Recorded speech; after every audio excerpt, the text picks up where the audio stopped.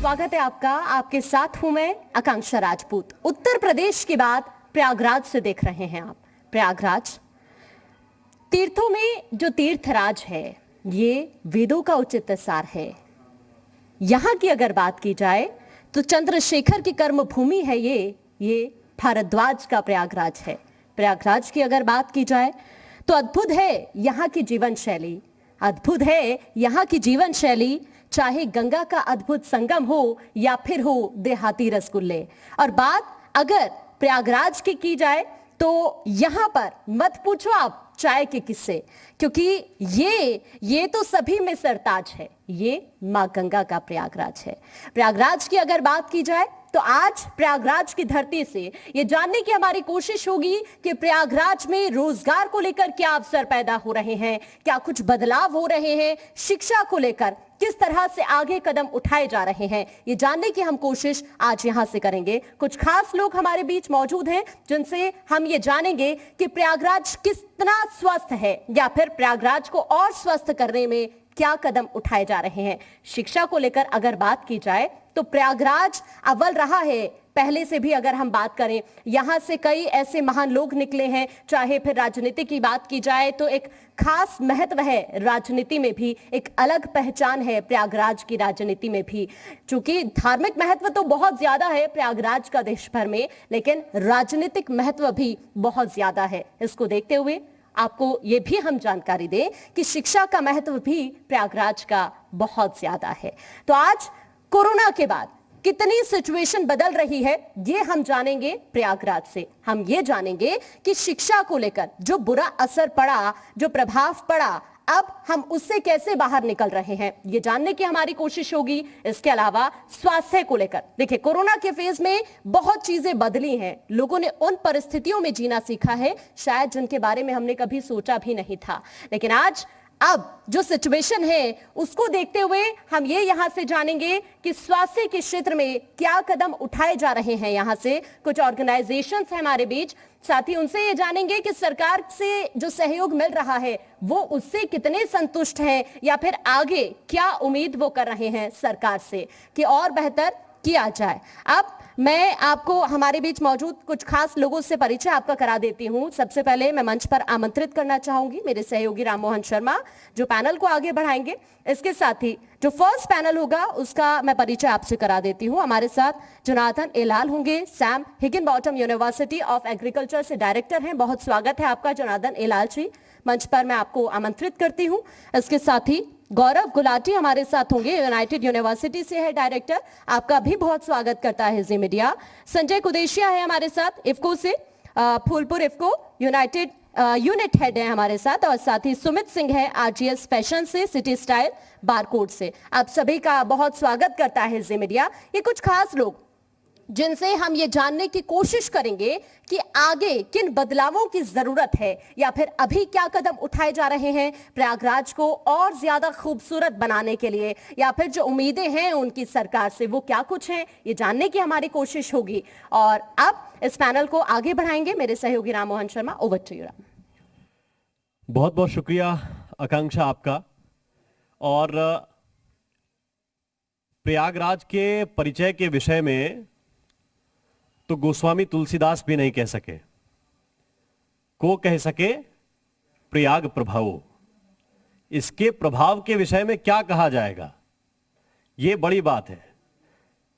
यहां से आने वाले बच्चन साहब कहते हैं कि हम जहां खड़े होते हैं लाइन वहीं से शुरू होती है। तो जब लाइन यहीं से शुरू होती है तो आप समझिए यहां के शिक्षा के विषय में या यहां के माहौल के विषय में आप इस बात से समझिए कि पंत साहब उत्तराखंड के थे, सुमित्रानंदन पंत, आकर रहे कहां पे, इलाहाबाद। निराला साहब, सूर्यकांत त्रिपाठी निराला, पैदा बंगाल में हुए, रहे कहां पे, इलाहाबाद। महादेवी वर्मा फर्रुखाबाद, रही कहां पे, इलाहाबाद। तो अपनी तरफ आकर्षित कर लेता है। गंगा को भी आकर्षित किया, इलाहाबाद से होकर गुजरती हैं। यमुना को भी आकर्षित किया, सरस्वती को किया। और यही बात है कि प्रयागराज संगम नगरी के रूप में जाना जाता है, उसकी पहचान है। ऋग्वेद में लिखा है कि सिता सिते सरिते यत्र संगते, जहां पे गंगा यमुना का मिलन हो, सरस्वती का मिलन हो, वो प्रयागराज है। और प्रयागराज के विषय में बहुत सी बातें हैं। पद्म पुराण में कहा है कि ग्रहाणाम चा यथा सूर्य, ग्रहों में जो सूर्य की स्थिति है, नक्षत्राणाम यथा शशि, नक्षत्रों में जो चंद्रमा की स्थिति है, वैसे ही तीर्थों में उत्तम, तीर्थानाम उत्तमम, वो प्रयागराज है, तीर्थों में उत्तम है। तो हम ऐसे लोगों के बीच बैठे हैं जो अपने अपने विषय में पारंगत हैं और हर विषय में कुछ और बेहतर करने की कोशिश कर रहे हैं। आप सभी का बहुत बहुत स्वागत और बहुत बहुत अभिनंदन जी उत्तर प्रदेश उत्तराखंड के इस मंच पर। और सबसे पहले प्रश्न मैं करना चाहता हूं Sam Higginbottom university of agriculture technology and sciences के डायरेक्टर जोनाथन इलाल साहब से। जोनाथन साहब, बहुत यंग हैं आप, दिखते हैं बस। वो कहते हैं कि त्वचा से उम्र का पता नहीं चलता है, ठीक है। लेकिन हम जब देखते हैं इलाहाबाद के इतिहास को, प्रयागराज के इतिहास को, बहुत विस्तृत है और यहां से निकलने वाले लोगों ने देश चलाया है। यहां से नेहरू जी निकले, उनके बाद कई प्रधानमंत्री निकले, क्रांति की धरती है। आजाद साहब का पहले जिक्र किया आकांक्षा ने। यहां पे और क्या क्या क्रांति की गुंजाइशें अभी हैं शिक्षा के क्षेत्र में विशेष रूप से? शुवार्ट्स जो है, Sam Higginbottom university of agriculture technology and sciences, इसका नाम जिस नाम से ये पहले मशहूर था, द इलाहाबाद एग्रीकल्चरल इंस्टीट्यूट, ये खास तौर से इनोवेशन में रहा है आगे। चाहे वो वाह प्लाव हो, जितने प्लाउज यूज़ हुए हैं, इनोवेशंस जो निकले हैं, वो इस यूनिवर्सिटी संस्था के थ्रू ही निकले हैं। और कोरोना काल में जब हम लोग रिसेंटली आए हैं, इसने हम लोग काफ़ी चैलेंजेस दिए हैं। हम लोग को ऑनलाइन एजुकेशन में हम लोग को स्विच करना पड़ा है और छात्रों के लिए, स्टूडेंट्स के लिए, स्टाफ के लिए काफ़ी ये चैलेंज रहा है, लेकिन हम लोगों ने उसमें सक्सेसफुल रहे हैं। अब एजुकेशन की क्रांति मेरे हिसाब से वुड बी एक्सपेंशन, बढ़ोतरी। अब अगर आप इस तरह देखें कि इलाहाबाद एग्रीकल्चर इंस्टीट्यूट पहले एसोसिएटेड टू इलाहाबाद यूनिवर्सिटी था सन 2000 तक। उस समय अगर आप नैनी की तरफ चलें, एग्रीकल्चर रिवर रोड की तरफ देखें, तो चारों तरफ जंगल था, कुछ भी नहीं था, पूरा खाली था। जब ये डीम्ड यूनिवर्सिटी बनी सन 2000 में, और फिर उसके बाद स्टूडेंट पॉपुलेशन इंक्रीज हुआ, फिर सन 2016 में ये स्टेट यूनिवर्सिटी पे एक्ट ऑफ लेजिस्लेशन बना, तो चारों तरफ बिजनेसेस बूम कर गए। चारों तरफ अब जब इतने स्टूडेंट्स बढ़ेंगे तो उनको लॉजेस चाहिए, इतने स्टूडेंट्स बढ़ेंगे तो उनको रेस्टोरेंट्स चाहिए, इतने स्टूडेंट्स बढ़ेंगे तो दुकानें चाहिए, जिसके वजह से चारों तरफ बिजनेसेस खुल गई और economic development of the region हो गया है। और इस टाइप का इनोवेशन बढ़ता जा रहा है और ये इसके थ्रू प्रयागराज का डेवलपमेंट हुआ, नौकरियां लगी, लोगों के बिजनेसेस खुले। सिमिलरली अगर हम लोग जो कर रहे हैं क्रांति की, अगर उस सेंस में कहें, तो हम लोग स्टार्टअप कंपनी, जो मोदी जी कहते हैं स्टार्टअप कंपनीज के बारे में, शुवार्ट्स उस डायरेक्शन में भी जा रहा है। क्योंकि हम लोग बिलीव करते हैं सेल्फ एम्प्लॉयबिलिटी पे, कि अगर स्टूडेंट अपनी स्टार्टअप कंपनी करते हैं, हम लोग रिसर्च इन इनोवेशन करते हैं, कई प्लांट वैरायटीज़ निकाले हैं, कई टाइप के टेक्नोलॉजीज़ निकाल रहे हैं, कई टाइप के पेटेंट्स कर रहे हैं, उसके थ्रू ये टेक्नोलॉजीज़ को बिजनेसेस में हम कन्वर्ट कर रहे हैं और ये स्टूडेंट्स को दे रहे हैं।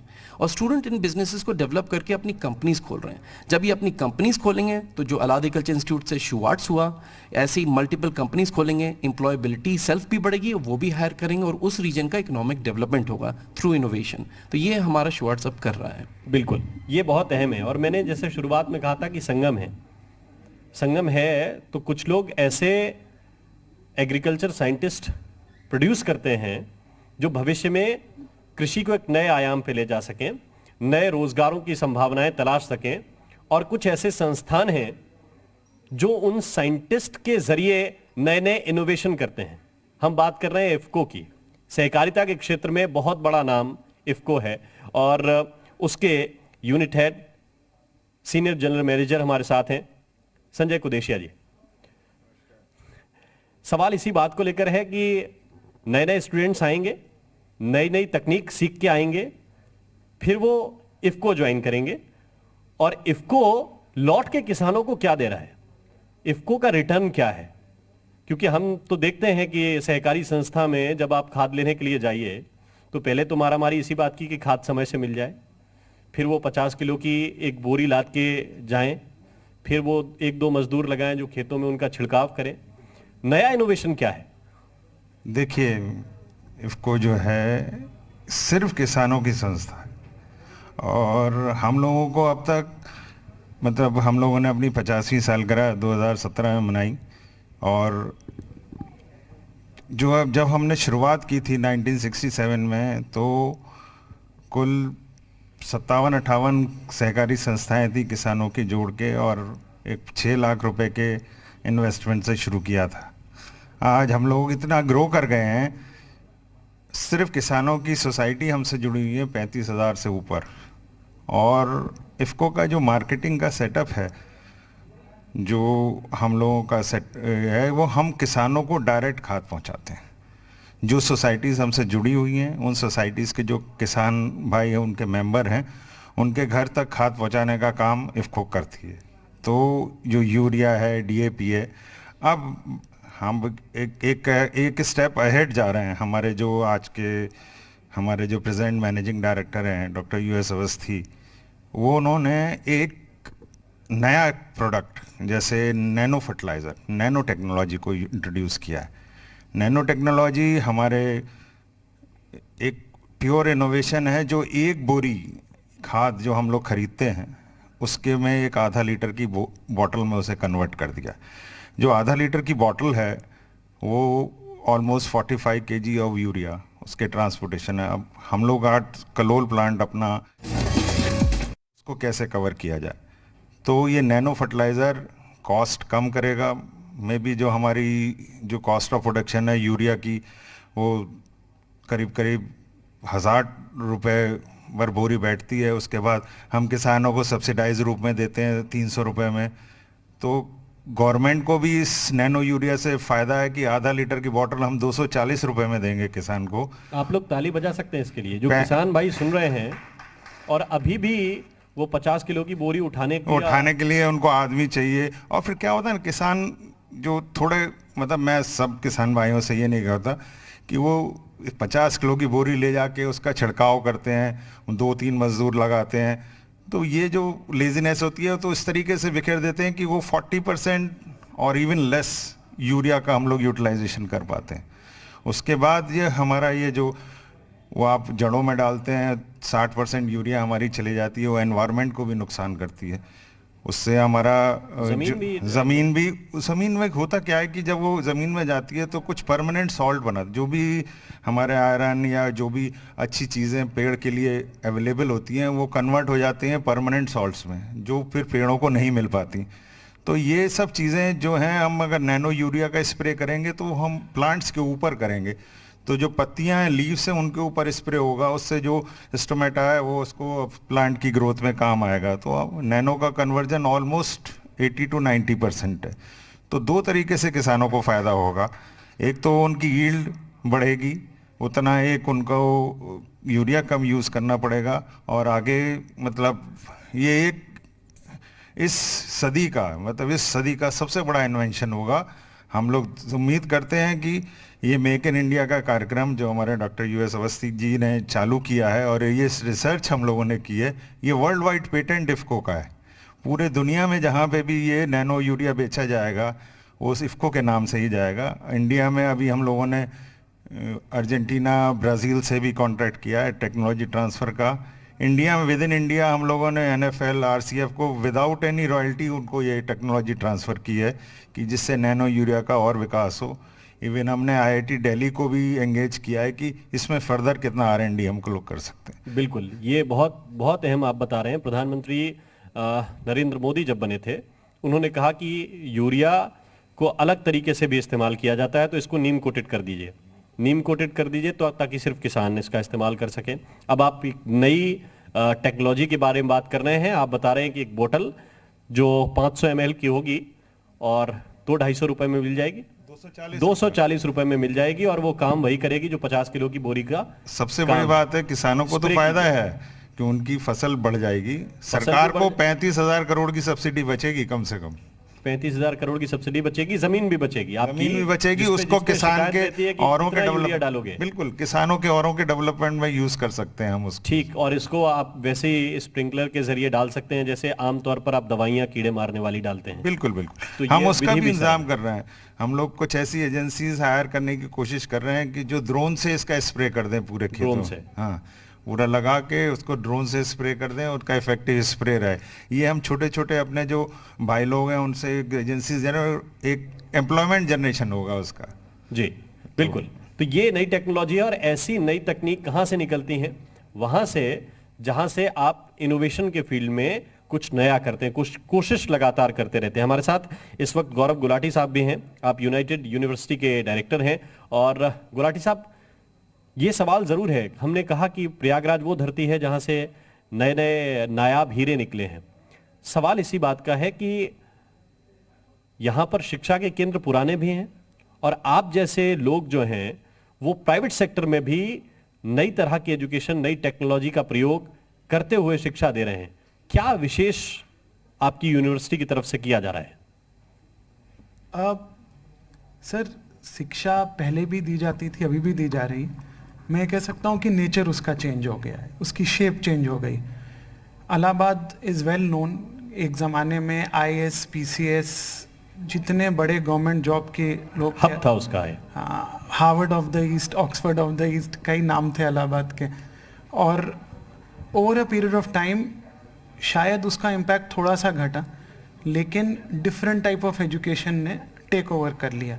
अब आज के समय में यूनाइटेड ग्रुप में ही इंजीनियरिंग, मैनेजमेंट, इन सब कोर्सेज में कम से कम 10,000 बच्चे पढ़ रहे हैं। हम लोग in spite of being in Allahabad और थैंक्स टू द गवर्नमेंट, आज इलाहाबाद बहुत वेल कनेक्टेड भी है। इलाहाबाद में वर्ल्ड क्लास है। हम लोग बड़े शहर के लोग इलाहाबाद का नाम भी कभी कभी नहीं जानते थे। आप बैंगलोर, चेन्नई के लोगों से बात करो, जब हम लोग रिक्रूटर्स को बुलाते थे कि हमारे बच्चों को प्लेसमेंट दे दो, आज से 15 साल पहले, तो पूछते थे do you have roads in Allahabad, सड़कें हैं यहाँ पे? ये उनका परसेप्शन था। अब आज के समय पे इस साल इटसेल्फ इंडिया की टॉप 10 में से 8 IT कंपनीज सिर्फ हमारे कैंपस में आई थी रिक्रूटमेंट के लिए, जिसमें से इन्फोसिस ने 160 बच्चों को रिक्रूट किया, so on and so fourth. तो ये चेंज हो रहा है शेप, और आई बिलीव हम लोग भी अपना पार्ट इसमें प्ले कर रहे हैं। एक और जो मेजर चेंज आ रहा है वो ये है कि अभी तक लोग ट्रेडिशनल कोर्सेज की तरफ जाते थे, अब थोड़ा सा अनकन्वेंशनल कोर्सेज की तरफ मूव कर रहे हैं। यूपी में, खासकर इलाहाबाद में, एक वो था कि बच्चा इंटेलिजेंट तभी अगर वो डॉक्टर है या इंजीनियर। ये परसेप्शन भी अब थोड़ी थोड़ी तरफ चेंज हो रहा है। ये यहाँ का संकट नहीं है। ये तो वो संकट है ना कि जिसमें अगर बच्चा ठीक है पढ़ाई में और उसने गणित नहीं लिया तो उसे मान लिया जाता है। जो थोड़ा कम ठीक है वो बायो ले लेगा, जो उससे कमजोर है वो कॉमर्स ले लेगा, और जो सबसे रद्दी है वो आर्ट्स ले लेगा। लेकिन चैंपियन आर्ट्स से ही निकलते हैं। अब ये बिल्कुल सही बात है। और मतलब फ्रैंकली स्पीकिंग, आज की डेट में अगर आप पूरे इंडिया का सिनेरियो देखें तो कई जगहें ऐसी हैं जहाँ पे इंजीनियरिंग में एडमिशन मिलना आसान है और होम साइंसेज और अप्लाइड साइंसेज में मुश्किल हो गया। तो इवॉल्व हो रही है सोसाइटी, उसके साथ साथ हम लोग भी इवॉल्व हो रहे हैं। We are playing our role in that part of evolution. बिल्कुल, ये बिल्कुल ठीक बात कर रहे हैं आप। और सुमित सिंह साहब हैं, RGS फैशन के डायरेक्टर। नया, जब हम कहते हैं नया भारत, नया उत्तर प्रदेश, नया प्रयागराज, स्टाइल स्टेटमेंट क्या होना चाहिए, आपको क्या लगता है? देखिए, अभी जो मैं ये देखते आ रहा हूँ इलाहाबाद में, यहाँ स्टूडेंट्स बहुत हैं, तो बेसिकली मैक्सिमम पूर्वांचल से और इन सब जगह से आते हैं यहाँ पे। तो उनके बजट्स को देखते हुए हम लोग चीज़ों को अप्लाई करते हैं अपने स्टोर्स के अंदर, जैसे मिनिमम रेंज के टी-शर्ट्स, जींस, इन सब चीज़ों का जितने भी फैशन हो या फैंकी स्टाइल हो उसको हम प्रोवाइड करते हैं। फैशन से भी लॉन्च होता है या बॉलीवुड के लिए कहीं भी, उनकी मैक्सिमम 6 महीने 5 महीने में हमारे यहाँ कॉपी हो जाती है इन सब की बनी। उस तरह के फैब्रिक्स अपैरल्स हमारे यहाँ आते हैं और उसको हम लोग सेल आउट करते हैं। मिनिमम रेंज में कोशिश करते हैं कि अपने गेस्ट को दे सकें बेस्ट से बेस्ट अपैरल्स। लेकिन एक इस पे भी काम हो सकता है क्या कि एक स्टाइल स्टेटमेंट यहाँ से निकले कई तरह के ऐसे कपड़े हैं, फैशन स्टेटमेंट, जैसे आप कहिए कि आपको बनारस की साड़ी है वो लेके जाना है, या कहीं दूसरी जगह आप जाइए, चंदेरी जाइए, वहाँ भी साड़ियाँ ठीक ठाक हैं। एक स्टाइल स्टेटमेंट यहाँ का निकाल सकते हैं क्या, कि लगे कि हाँ ये हम संगम से लेके आए हैं? जी बिल्कुल हो सकता है, और इस पर कोशिश की जाएगी हम लोग तो से। अभी फिलहाल तो अभी हम लोग इस पर कुछ अप्लाई किए नहीं है, लेकिन कोशिश करेंगे इस तरह की चीज़ें करें हम लोग यहाँ पे। ठीक है, अब मैं वापस आ रहा हूँ जोनाथन हिलाल साहब, और इनोवेशन की आपने बात की, ये बहुत ज़रूरी है, लेकिन क्या आपको लगता है कि कोविड के दौरान एक ब्रेक आया है? उससे निजात पाने के लिए जितने भी शिक्षण संस्थान हैं उन्होंने अपनी अपनी तरह से कोशिशें की, क्या आप इसको देखते हैं किस तरह से? नहीं, ये बिल्कुल सही बात है। कोरोना काल की वजह से जो इनिशियली सेकंड वेव खास तौर से जो बहुत ही ब्रूटल जो आया था ऑल ओवर द कंट्री, उससे चीज़ें स्लो हुई थी। खासतौर से education institutions both primary, secondary and tertiary, जो टर्शरी यूनिवर्सिटीज़ और डिग्री कॉलेजेस, उन पे काफ़ी इफेक्ट हुआ था। हम लोगों ने इनिशियली जब अनलॉकडाउन स्टार्ट हुआ था तो हम लोगों ने पार्शियल ऑफलाइन क्लासेस कर दी थी, बैच वाइज रोटेशंस कर दिए थे, और फिर हम लोग आगे चलते गए। फिर एकदम सेकंड वेव आया तो हम लोग को सब कुछ रोक के फिर ऑनलाइन कंप्लीट जाना पड़ा। यहाँ तक कि हम लोगों ने एंट्रेंस टेस्ट, अपनी यूनिवर्सिटी का all India entrance test proctored online कराया। तो इसका मैं क्रेडिट दूंगा doctor Wesley, joint registrar and his team, जिन्होंने इतना बढ़िया प्रॉक्टर्ड एग्जाम किया। वीडियो ऑनलाइन बच्चे अपने घर पे कंप्यूटर मोबाइल पे बैठ के एग्जाम दे रहे हैं एंट्रेंस टेस्ट का, और वहाँ से हम लोग उनको मॉनिटर कर रहे हैं कि उनकी आंख लेफ्ट राइट ना जाए, और वो क्या लिख रहे हैं, क्या आंसर किए, सब कुछ हम दिख रहे हैं। और हम लोगों ने ऑनलाइन काउंसलिंग भी स्विच कर दी, यानी बच्चों जब एडमिशन ले लिया तो क्लास स्टार्ट करने से पहले उनको एडमिशन लेने पहले हमारे यूनिवर्सिटी आते थे, लाइन में लगते थे कि हमें ये में रजिस्टर हुआ है, हमें ये सब प्रोग्राम चाहिए। अब हमने सब कुछ ऑनलाइन कर दिया है। खैर, online education is very innovative, काफ़ी आ रहा है। मैं और भी इन संस्थाओं से IIIT से भी बात किया था, वो भी यही सेम प्रॉब्लम फेस कर रहे हैं। बच्चे इनोवेशन करना चाहते हैं लेकिन वो रिस्क टेकिंग नहीं करना चाहते हैं, क्योंकि इनोवेशन करने के लिए आपको जॉब नहीं, आप जॉबलेस होकर खुद जॉब क्रिएट कर रहे हैं। तो उसका सक्सेस रेट क्या है क्या नहीं है ये बच्चों को पता नहीं रहता। तो माँ बाप का प्रेशर काफ़ी रहता है कि नहीं इनोवेट नहीं हुआ, गवर्नमेंट जॉब मिल गई। हम लोग क्योंकि एग्रीकल्चर में माहिर हैं, state agriculture universities we are the best हम लोग according to the state government. तो उस सेंस में हमारे BSc AG, forestry, horticulture, dairy technology वगैरह वगैरह जितने एग्रीकल्चर रिलेटेड साइंसेज हैं, एग्रीकल्चर इंजीनियरिंग भी, उनके बच्चे निकलते ही उनको जॉब मिल जाती कहीं ना कहीं, चाहे वो स्टेट में हो, चाहे विदेश में हो, चाहे प्राइवेट सेक्टर में हो। तो उनसे कहना कि आओ लेट अस इनोवेट, तो एक रिस्क टेकिंग बिहेवियर है, हाई रिस्क हाई रिवॉर्ड वाला कंसेप्ट है। तो कुछ बच्चे उसमें जा रहे हैं और कई बच्चे नहीं जा रहे हैं, और वो इस कारण से कि उनके माँ बाप तैयार नहीं हैं कि हमारे बच्चे इनोवेशन के लिए जाएं। लेकिन क्योंकि स्टेट गवर्नमेंट और सेंट्रल गवर्नमेंट्स के इनोवेशन स्कीम्स इतने आ गए हैं कि अब बच्चे धीरे धीरे कह रहे हैं हाँ हम करेंगे हम करेंगे। लेकिन कोरोना वजह से क्योंकि हर चीज़ ऑनलाइन चला गया और हम 10,000 बच्चों को कहेंगे सीधे आ जाओ कैंपस पे, तो कोरोना तो का हॉटस्पॉट हो जाएगा क्योंकि ऑल ओवर इंडिया से आते हैं। तो उसका स्पीड ऑफ स्टार्टअप कंपनीज का थोड़ा सा मानते हैं स्लो हो गया है, लेकिन अब हम फिर पिकअप कर रहे हैं और आशा करते हैं कई कंपनीज साल के एंड तक हम एस्टैब्लिश करें ऑन कैंपस, जिससे प्रयागराज का इकोनॉमिक डेवलपमेंट हो। ठीक है, गौरव गुलाटी साहब, यही सवाल आपसे भी है, क्योंकि क्या आपको लगता है कि बहुत सारी चीज़ें ऐसी हैं जो अभी भी प्रिकॉशंस के साथ चल रही हैं? कोविड में किस तरह से आपने डील किया इस पूरे सिचुएशन को? क्योंकि अगर बच्चों का भी नुकसान हुआ है तो संस्थानों का भी बड़ा नुकसान हुआ है, टीचर्स के लिए भी कई बार कठिनाई की स्थिति बनी कि कैसे उनको वेतन मिलेगा। तो कैसे इस पूरे सिचुएशन को डील किया? और दूसरा ये कि आगे एम्प्लॉयमेंट के सेक्टर में, रोजगार की दिशा में, क्या ये ऑनलाइन शिक्षा काम आने वाली बच्चों के?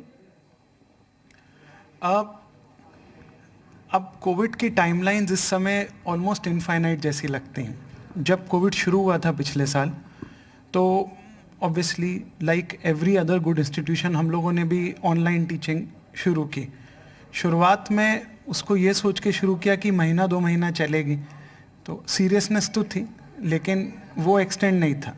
लेकिन जैसे जैसे समय बीतता गया हम लोग अपने आप को भी अपडेट करते गए और ग्लोबली भी टेक्नोलॉजी अपडेट होती गई। अब आज की डेट में ऑनलाइन एजुकेशन में ऑलमोस्ट वो हर चीज़ पॉसिबल है जो क्लासरूम में होती है, except for the physical experience, जो बहुत ज़्यादा इंपॉर्टेंट है, नो डाउट। आप ऐसा समझ लें कि हम लोगों ऑनलाइन क्लासेस के साथ साथ ऑनलाइन एग्जामिनेशन में भी इतनी टेक्नोलॉजी आ चुकी है कि बच्चा एग्ज़ाम दे रहा है और उसकी आंखें भी अगर थोड़ा गलत डायरेक्शन में मूव हो रही हैं तो सॉफ्टवेयर उसको कैच कर ले रहा है। So we are implementing everything.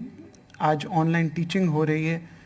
एक बहुत नॉवल कॉन्सेप्ट है वर्चुअल लैब्स का, जो कि इंजीनियरिंग, फार्मेसी, मेडिकल एजुकेशन में बहुत ज़रूरी, जहाँ बच्चा अपने घर पे बैठ के लैब का भी 100% तो नहीं, मैं फिर रिपीट करूँगा, there is nothing like classroom teaching, उसका कोई सब्सटीट्यूट नहीं है दुनिया में। लेकिन घर पे बैठे बैठे वो एक सर्किट भी बना ले रहा है एक सॉफ्टवेयर के थ्रू, एक मशीन का भी सिमुलेशन कर ले रहा है एक सॉफ्टवेयर के थ्रू। तो ये छोटे छोटे इनोवेशंस हम लोग ने किए। As far as employability is concern, जो आपका दूसरा सवाल था सर, सरप्राइजिंगली कोविड पीरियड में इंजीनियरिंग स्टूडेंट्स की एम्प्लॉयबिलिटी बढ़ गई, या ऐसे कहते हैं कि एम्प्लॉयमेंट अपॉर्चुनिटीज़ बढ़ गई। कैसे? मैं कल ही एक आर्टिकल पढ़ रहा था, इस साल का जो प्रोजेक्शन डेटा है आईटी इंडस्ट्री का, टीसीएस ने अनाउंस किया है कि वो 40,000 फ्रेशर्स को हायर करेगा। इन्फोसिस ने अनाउंस किया है कि 32 to 33,000 फ्रेशर्स को हायर करेगा। ये 2017, 18, 19 से ज़्यादा है, क्योंकि स्पेशली आईटी इंडस्ट्री में फिजिकल एक्सपीरियंस की बहुत ज़रूरत नहीं है, आपको कंप्यूटर और सॉफ्टवेयर चाहिए। एम्प्लॉय घर पे बैठ रहा है, कंपनी की कॉस्ट कटिंग भी हो रही है और आउटकम बढ़ रहा है, आउटपुट बढ़ रहा है, तो इवेंचुअली इसका फ़ायदा कॉलेजेस को भी मिल रहा है। हमारे बच्चों को आज ज़्यादा अपॉर्चुनिटीज़ है। जहाँ थोड़ा सा नुकसान हुआ है वो है core industry, mechanical, civil engineering की अपॉर्चुनिटीज़ थोड़ी सी घटी हैं। But I hope with passing time, जब हम लोग, आज तो ऐसा लग रहा है कि कोरोना पार्ट ऑफ लाइफ बनने वाला है, धीरे धीरे वो भी एक ट्रैक पे आ जाएगा। ठीक है, ये बहुत अहम है। और महत्वपूर्ण ये भी है कुदेशिया साहब कि जब आपकी कंपनी बड़ी हो, जब आपकी इंडस्ट्री बड़ी हो, तो फिर समाज के प्रति आपका उत्तरदायित्व भी उतना ज़्यादा होता है। अब हम यहीं की बात करें, फूलपुर के आपके बड़े प्लांट की, इफको की, तो क्या वापस रिटर्न में मिलता है? क्योंकि लोग कहते हैं कि कई चीज़ें वेस्ट मटेरियल के रूप में भी नुकसान करती हैं, कई और चीज़ें हैं जिस पे कुल नियंत्रित आप लोग करने की कोशिश करते हैं, लेकिन वापस सामाजिक दायरे को क्या लौटा के देते हैं? बहुत अच्छा सवाल है आपका। देखिए, मैं आपको बता दूं, IFFCO Phulpur unit is zero effluent discharge unit. हम लोगों ने कोई भी एफ्लुएंट लिक्विड बाहर नहीं भेजते, और जो भी हमारा, हम लोगों ने उसके लिए अपने रिवर्स ऑस्मोसिस प्लांट लगाए हैं, और वाटर रिसोर्सेज को भी कंजर्व करने के लिए हम लोगों ने उसको आरओ से हम अपना प्लांट यूज़ कर लेते हैं। रिगार्डिंग गैस एमिशंस की है, या जो बाहर रहते हैं, तो वो आजकल तो इतनी बढ़िया टेक्नोलॉजी है कि सेंट्रल पोल्यूशन कंट्रोल बोर्ड और यूपी पोल्यूशन कंट्रोल बोर्ड ने अपने मॉनिटर्स लगा दिए हैं, और वो हर समय 24/7 उनकी मॉनिटरिंग होती रहती है।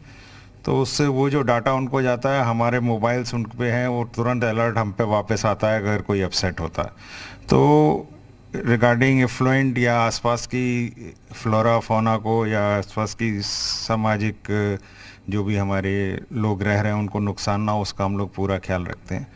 पर हाँ, ये एक पेट्रोकेमिकल कॉम्प्लेक्स तो है, और which operates at very high pressure and high temperature, और अमोनिया हम लोग बनाते हैं which is quite hazardous also. हम लोग ख्याल रखते हैं कि हम लोग इस चीज़ को कैसे कंट्रोल करें। हम लोगों का सेफ्टी और उसके बहुत अच्छे आयाम हम लोगों ने कर रखे हैं।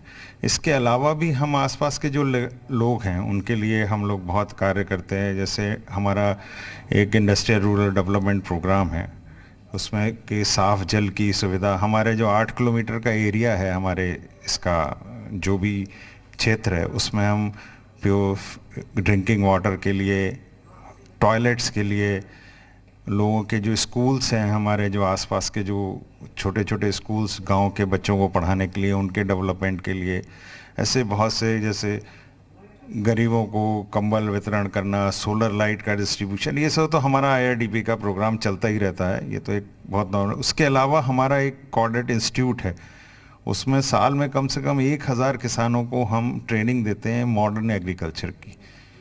सारे आसपास के किसानों के लिए जो भी खेत से जो उनकी सॉइल टेस्टिंग है वो फ्री ऑफ कॉस्ट करते हैं, और उनके घर तक उनकी रिपोर्ट्स पहुंचाते हैं। तो इस तरीके से हम अपना, उसके अलावा हम लोग अपना केंद्रीय विद्यालय चला रहे हैं जिसका पूरा खर्चा हम लोग रखते हैं, और अब तो लेटेस्ट में अभी ऑक्सीजन का पूरा एक प्लांट लगाया है, जिसमें हम लोगों ने अभी कमीशन हो जाएगा 5-7 दिन में, करीब 550-750 सिलेंडर पर डे हम ऑक्सीजन की सप्लाई, अगर थर्ड वेव आती है तो फ्री ऑफ कॉस्ट देंगे हम लोग, उसके चार्जेस नहीं लेंगे।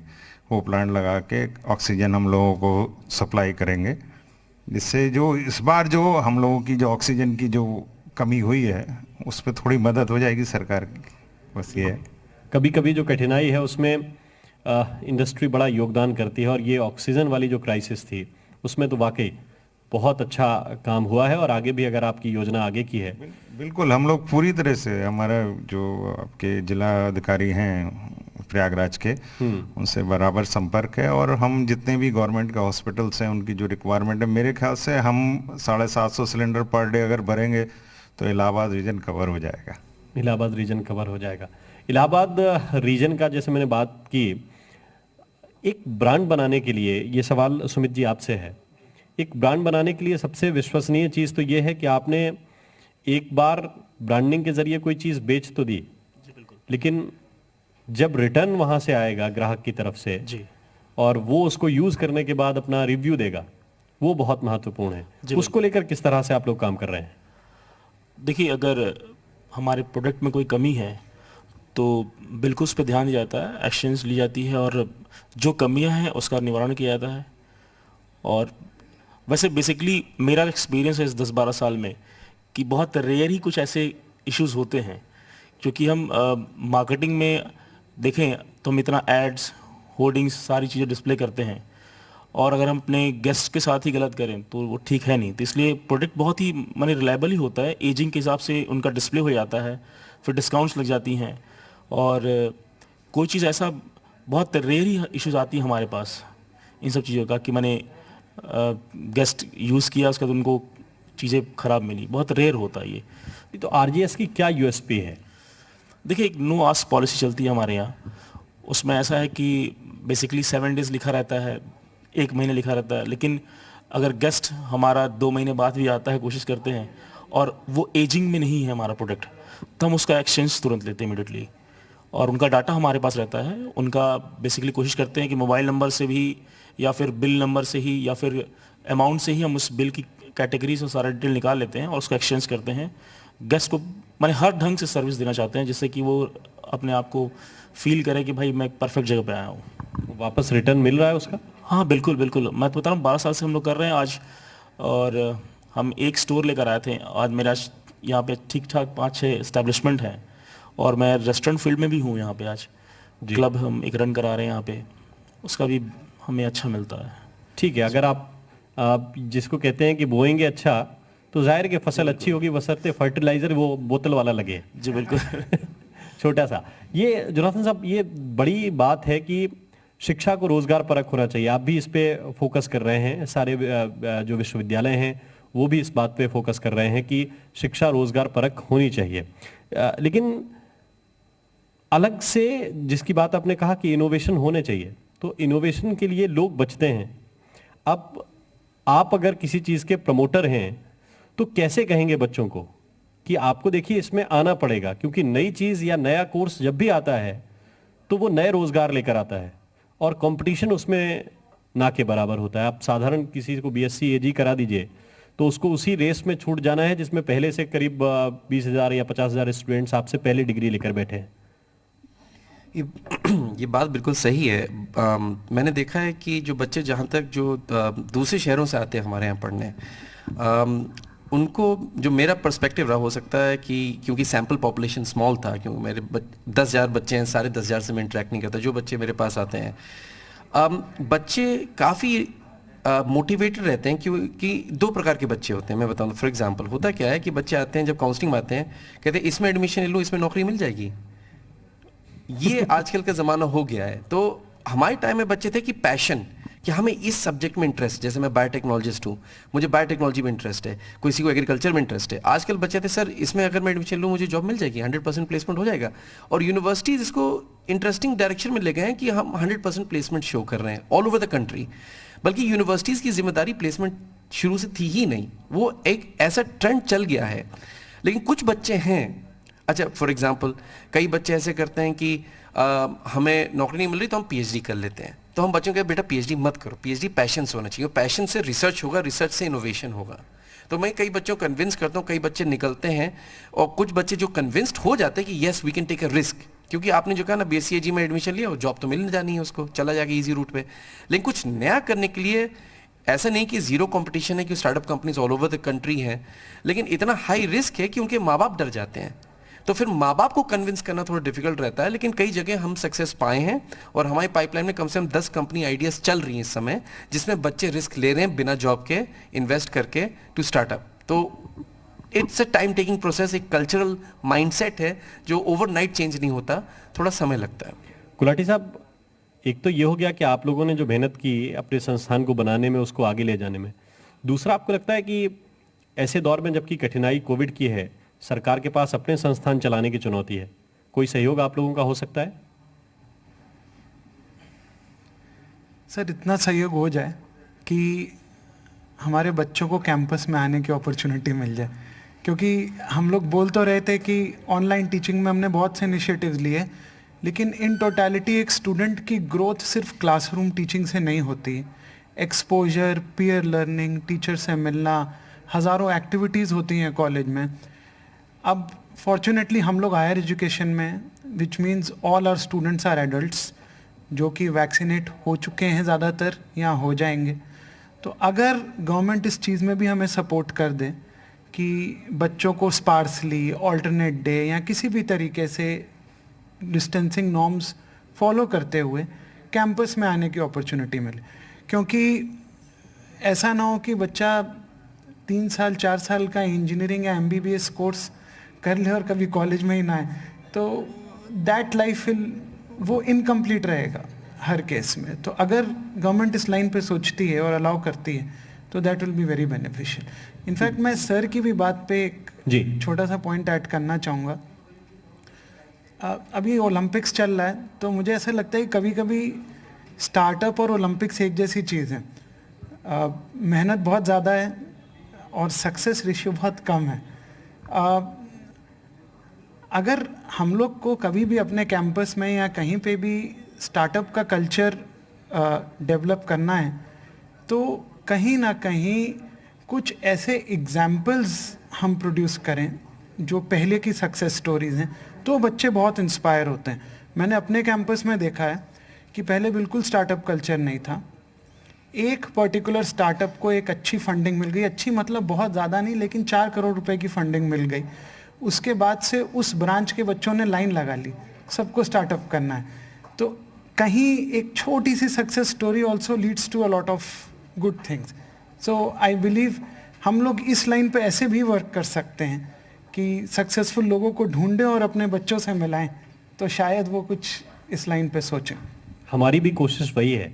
हम अक्सर राजनीतिक चर्चा करते हैं जिसमें पक्ष और विपक्ष होते हैं, वो आपको मालूम है कि वो क्या करते हैं। आप लोगों को सुनेंगे, आप लोग अपने अपने क्षेत्र के सक्सेसफुल लोग हैं, सफल लोग हैं, आपको सुनेंगे। हो सकता है कि कुछ लोगों को चर्चा बोरिंग लगे, लेकिन जो ध्यान से सुनेंगे उन्हें अपने लिए बहुत सारे विचार इस चर्चा से मिल सकते हैं। कुदेशिया साहब, एक आखिरी सवाल ये है, किसानों की चिंता यही है कि आपने अब तो नया नैनो वाला लाए हैं, वो पत्तियों पे स्प्रे कर सकते हैं, लेकिन जिनकी जमीन पुराना यूरिया डाल डाल के खराब हो गई, उनका परीक्षण वगैरह हो सकता है? हमारे यहाँ मैं आपको बताऊं कि soil testing free of cost है। कोई भी हमारा किसान वहाँ आ सकता है, तो उनको हम बुला के उनको soil testing free of cost और रिजल्ट उसके घर तक देते। और उसके अलावा भी हम लोग क्या करते हैं, हमारे जो ऑर्गेनाइजेशन का मोटो है, जो हमारे सीईओ हमारे एमडी साहब हैं, जैसे इन्होंने बोला इनोवेटिव्स, तो हमारे एक कल्चर हम लोगों ने विद इन द प्लांट भी डेवलप किया हुआ है। और व्हाट वी डू इज़ कि हम उन लोगों के सजेशंस को लेते हैं, और अगर हमें नया कुछ शुरू करना है तो उसको स्पॉन्सर भी करते हैं अपने एम्प्लॉयज़ को। तो ये तो हम किसानों के संग संग किसान लोग भी अगर कुछ अच्छी चीज़ लेके आते हैं कि साहब हमारे एरिया में ये करा दीजिए, तो डेफिनेटली हम उसको पॉजिटिवली देखते हैं। तो हमारे जो कंपनी का मोटिव है और लीडरशिप है, वो इस फर्मली इस बात में बिलीव करती है कि जितना चेंजेस होंगे और इफ़ेक्टिवली इम्प्लीमेंट होंगे उतना ही इंडिया आगे बढ़ेगा। बिल्कुल सर, और यही कोशिश है कि प्रदेश भी आगे जाए, प्रदेश के साथ देश भी आगे जाए, और उसकी जो पहली सीढ़ी है वो पुराने केंद्र हैं जिनको पुनर्जागृत करना है, कोशिश करना है। प्रयागराज आगे बढ़ेगा तो उत्तर प्रदेश बढ़ेगा, उत्तर प्रदेश बढ़ेगा तो जाहिर है कि देश बढ़ेगा। बहुत बहुत शुक्रिया, बहुत बहुत धन्यवाद आप सभी का हमारे साथ इस चर्चा में शामिल होने के लिए। हमारे